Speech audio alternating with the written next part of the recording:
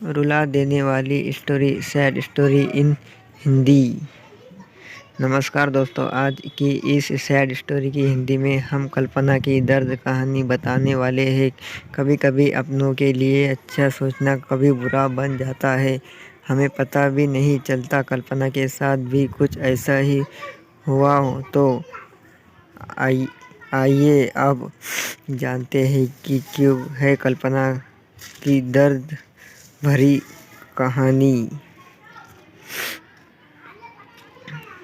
कल्पना एक मध्यम वर्गीय परिवार से थी, जिसने अपनी स्नातक की पढ़ाई पूरी कर ली थी और अब वो अपने घर पर ही छोटे बच्चों का ट्यूशन पढ़ाती थी। कल्पना का रंग गोरा था और वो दिखने में बिल्कुल गुड़िया की तरह थी। कल्पना के माता पिता उसकी शादी के लिए एक अच्छे लड़की की तलाश कर रहे थे। तभी कल्पना के मामा एक लड़के के बारे में बताते हैं। वो कहते हैं कि लड़का का नाम राहुल है, वो किसी कंपनी में मैनेजर के पद पर है और महीने की 70,000 कमाता है। कल्पना के माता पिता ने लड़के की फ़ोटो देखी तो उन्हें लड़का पसंद आ गया। जब कल्पना की मां ने कल्पना को लड़के की तस्वीर दिखाई तो कल्पना ने कहा, जब आप दोनों को लड़का पसंद है तो मुझे भी लड़का बहुत ज़्यादा पसंद आया है। अब लड़का और लड़की वालों के परिवार ने मिलकर शादी की तारीख तय कर दी। कल्पना के माता पिता बहुत खुश थे कि उनकी बेटी की शादी एक अच्छे घर में हो रही थी। पूरे धूमधाम से कल्पना की शादी हो गई। अब कल्पना अपने बचपन के घर को छोड़कर एक नए घर चली गई। कुछ दिन तो कल्पना को अपने माता पिता और अपने घर की बहुत ज़्यादा याद आती थी, पर तब भी उन्हें सहन कर लेती थी। देखते आगे। कल्पना की शादी के अब महीने बीत गए थे। अब उसके पति राहुल पहले जैसा व्यवहार कल्पना के साथ करता था। कल्पना से वो चिड़ा सा रहने लगा था और तभी कल्पना भी थोड़ी चिढ़ गई थी उस पर। राहुल अब ना पहले जैसा कल्पना को प्यार करता और ना ही उसकी बातों को मानता। कल्पना को समझ नहीं आ रहा था कि वो क्या करे। वो बस रोकर अपने दर्द को कम करने की कोशिश करती रहती थी।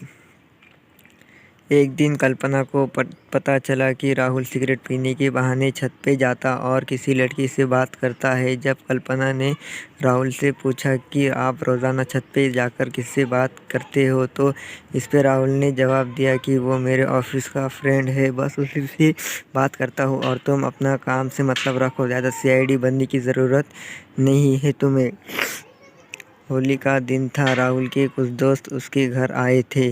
सभी ने घर पर पार्टी किया। उस दिन राहुल का एक दोस्त थोड़ा ज़्यादा ड्रिंक कर लिया था और उसने नशे में कल्पना के सामने जाकर कहा, भाभी आप इतनी और मासूम हो फिर भी राहुल भाई दिन भर उस घमंडी नेहा से बातें करते रहते हैं। लगता है कि आप राहुल भाई का सही से ख्याल नहीं रखते। ये सुनकर कल्पना का शक अब हकीकत बन चुका था। अगली सुबह जब कल्पना ने राहुल से पूछा कि ये नेहा कौन है और क्या लगती है आपकी। राहुल, मैं तुम्हें क्यों बताऊँ। कल्पना, मैं बीवी हूँ आपकी। राहुल, देखो तुमसे पहले वो मेरे लाइफ में आई। कल्पना, तो फिर मुझसे शादी क्यों किया। राहुल, बस तुम्हें अच्छी लगी इसलिए तुमसे शादी कर लिया मैंने। नेहा को कब कल्पना ने कमीनी कहा तो राहुल ने गुस्से में कल्पना को बहुत मारा और उसे कमरे में बंद कर दिया। कल्पना के सास को सब पता था, फिर भी वह अपने बेटे के सामने एक शब्द भी नहीं बोलती थी। शाम को जब राहुल आया तब उसने रूम का दरवाज़ा खोला। उस दिन कल्पना की तबीयत खराब हो गई। फिर भी उसी हालत में उसने खाना बनाया। कल्पना ये सारी बातें अपनी माँ को बताना चाहती थी, लेकिन चाह कर भी वह नहीं बता पाई रही थी, क्योंकि वह जानती थी कि अगर उसके माता पिता को ये सब पता चलेगा तो वो बहुत ज़्यादा परेशान हो जाएंगे। अगली सुबह राहुल अब कल्पना के साथ नौकरानी जैसा व्यवहार करने लगा। छोटी छोटी बातों पे उसे मारता। कल्पना अब धीरे धीरे डिप्रेशन का शिकार होने लगी। उसके दिमाग में गलत गलत ख्याल आने लगे। अब ना वो समय पे खाना खाती और ना ही किसी से बात करती। आखिरकार एक दिन कल्पना ने रूम में फांसी लगाकर आत्महत्या कर ली। कल्पना ने आत्महत्या का कारण किसी को नहीं बताया, लेकिन उसके सास को पता था कि कल्पना ने आत्महत्या क्यों किया। दूसरी तरफ कल्पना के माता पिता का रो रो के बहुत ज़्यादा बुरा हाल हो गया था। रोकर बुरा हाल हो गया। कल्पना की मां ने पुलिस को आत्महत्या का कारण उसके ससुराल वालों को बताया। पुलिस राहुल और उसके माता पिता को ले गए, लेकिन पैसों के दम पर कुछ ही दिनों में राहुल और उसके माता पिता से जेल से छुट्टी हो गई। फिर से वो घर पर आकर जीवन में अक्सर अच्छा दिखने वाला इंसान नहीं होता।